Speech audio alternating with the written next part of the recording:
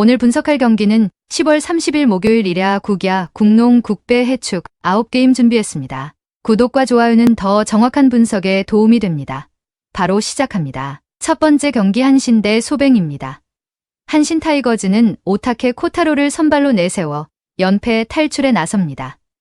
시즌 9승 4패 평균 자책점 2.85로 코시엔에서 강한 투수이며 교류전에서도 소프트뱅크를 상대로 무실점 투구를 기록했습니다. 하지만 최근 홈 타선의 부진이 심각하고 중심 타선 134번을 제외한 득점 지원이 거의 없습니다. 전날 경기에서도 후반에야 득점이 나올 정도로 타격 리듬이 둔했습니다.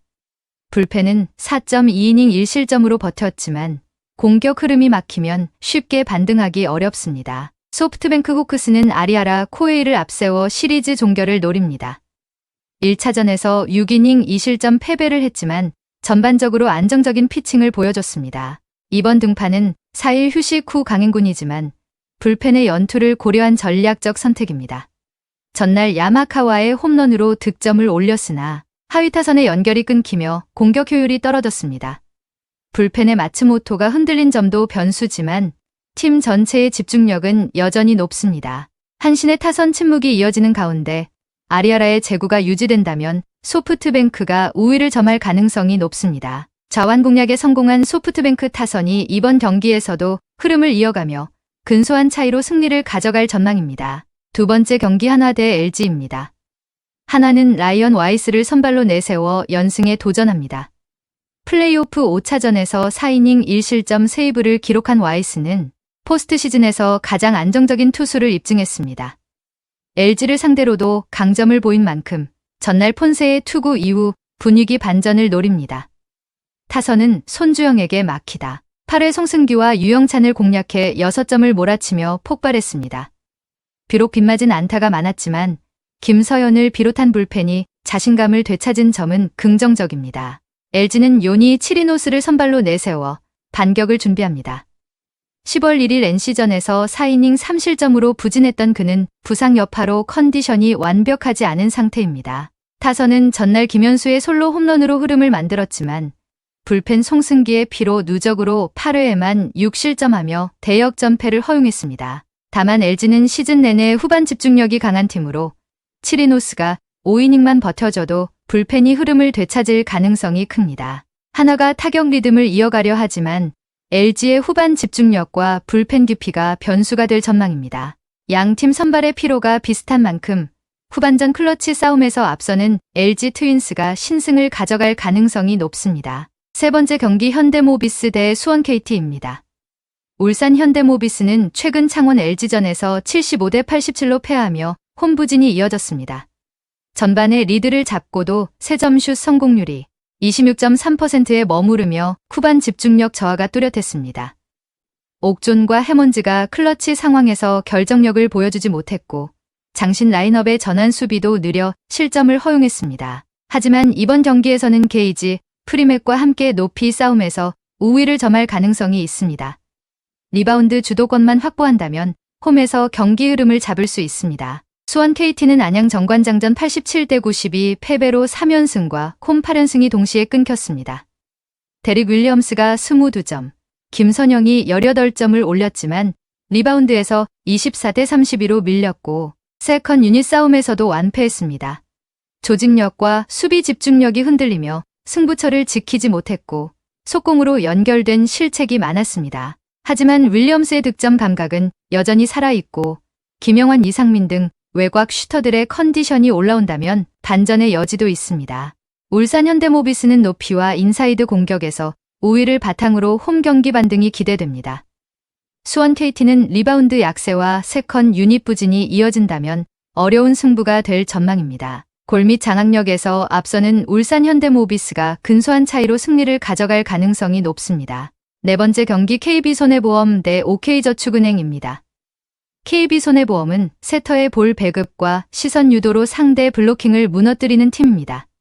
세터가 블로커의 주의를 끄는 순간 비에 나가 반대 코너로 침투하며 한 박자 빠른 공격을 완성합니다.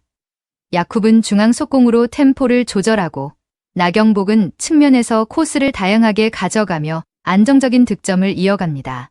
리시브 라인의 이준영도 후위에서 세터 연결을 매끄럽게 이어가며 전체 흐름을 유연하게 만듭니다. 홈에서는 세트 전환 속도가 빠르고 공격 밸런스가 안정적입니다. OK저축은행은 디미트로프의 강타로 초반 분위기를 잡지만 세트 후반으로 갈수록 체력 소모가 커집니다.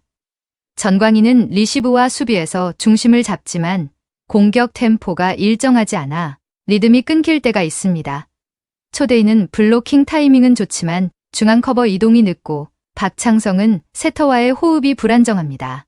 리시브가 흔들리는 순간 공격 루트가 좁아지고 후반엔 블로킹 대응이 늦어지며 전체 밸런스가 무너집니다. 세터의 시선 유도와 비에나의 빠른 침투가 완벽히 맞물리는 KB손해보험이 전환 템포에서 앞서 있습니다. 체력과 조직력 모두 우위에 있는 KB손해보험이 홈에서 안정적인 흐름으로 승리를 가져갈 가능성이 높습니다. 5번째 경기 페퍼저축은행 대 현대건설입니다. 페퍼저축은행은 초반 빠른 템포로 분위기를 끌어올리지만 랠리가 길어질수록 조직력이 무너지는 약점을 보입니다. 심화무라는 블로킹 타이밍은 뛰어나지만 측면 커버가 좁고 박은선은 세터와의 합이 불안정해 공격 리듬이 끊깁니다. 박정환은 공격의 핵심이지만 볼 분배가 일정하지 않아 연속 득점이 어렵습니다. 리시브 라인 역시 흔들리며 세터 연결이 늦어지고 결정구 완성도가 떨어집니다. 결국 후반부에는 서브 리턴이 불안정해지면서 블로킹 대응까지 늦어집니다. 현대건설은 세터의 볼 분배가 정교하며 오픈 퀵백 어택을 균형 있게 섞어 상대 수비를 흔듭니다.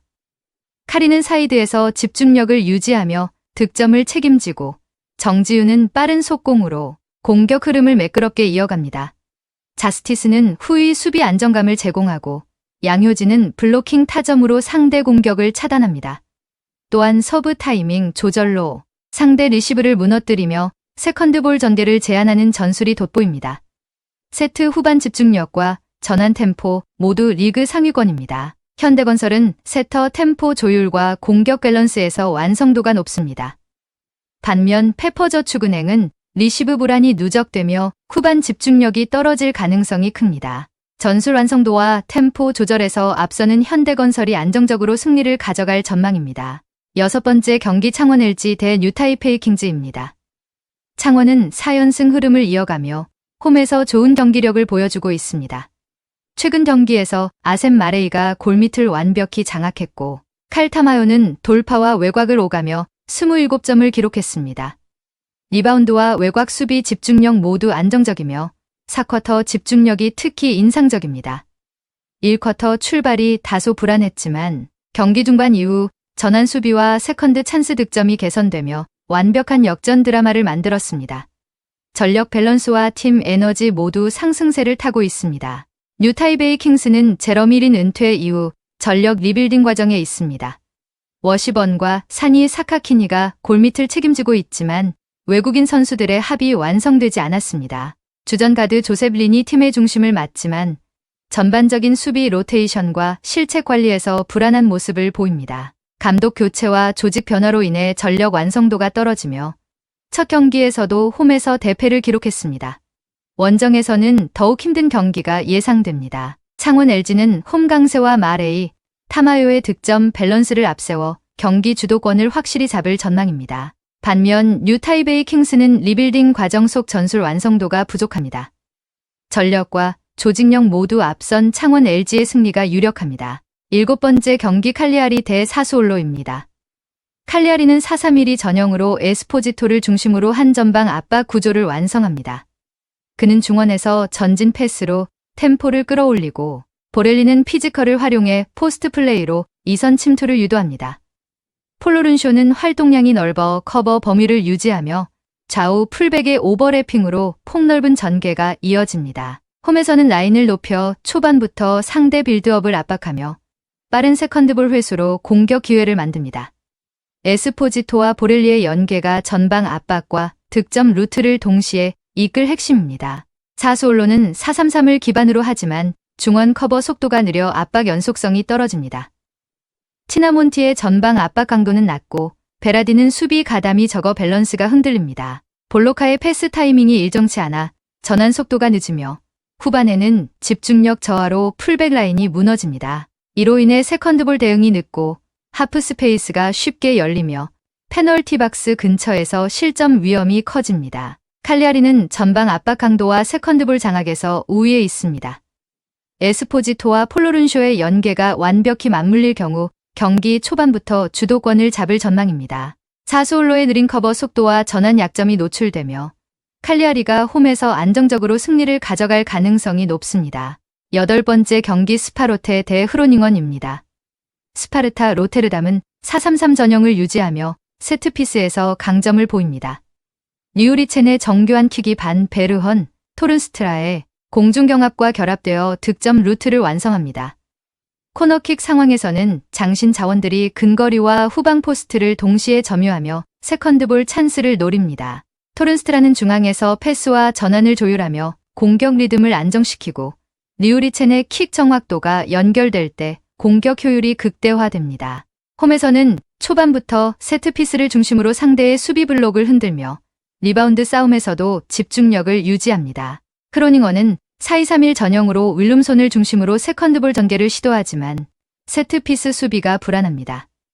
근거리 존 디펜스에서 마킹이 자주 끊기고 커버 타이밍이 늦어 실점 위험이 높습니다. 타는 공격 템포를 조절하지만 압박이 강해질 때 볼 손실이 잦습니다. 후반으로 갈수록 수비 집중력 저하와 풀백 라인의 후퇴가 맞물리며 경기 후반 실점률이 상승하는 약점을 보입니다. 세트피스 집중력과 공중경합에서 스파르타 로테르담이 확실히 앞섭니다. 이우리첸의 킥과 반 베르헌의 타점 높은 헤더가 경기의 균형을 바꿀 가능성이 큽니다. 집중력과 전환 완성도에서 우위인 스파르타 로테르담이 홈에서 승리를 거둘 전망입니다. 마지막 경기 피사 대 라치오입니다.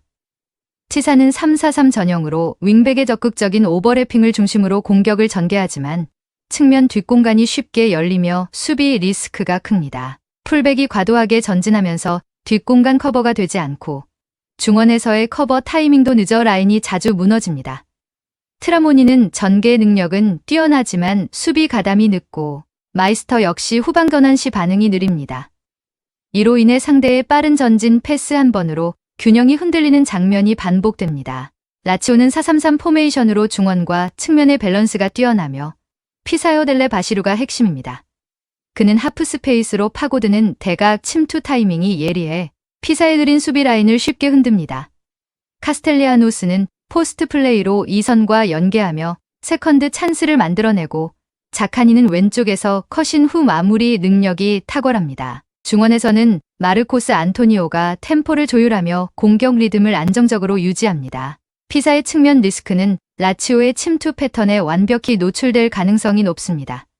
델레 바시루의 침투와 자카니의 컷신이 맞물리면 피사 수비는 균형을 유지하기 어렵습니다. 전술적 완성도와 전환 속도 모두 앞선 라치오가 경기 초반부터 주도하며 승리를 가져갈 가능성이 높습니다. 오늘 분석의 종합 정리는 라치오, 스파로테, 칼리아리, 창원 LG, 현대건설, KB손해보험, 현대모비스, LG, 소프트뱅크 승을 추천드립니다. 홈페이지 하나 개설하였습니다. 조조언클닷컴입니다. 로그인, 광고 없습니다. 오늘도 영상을 시청해주셔서 감사드립니다. 행운, 행복 가능한 하루 되시길 기원합니다.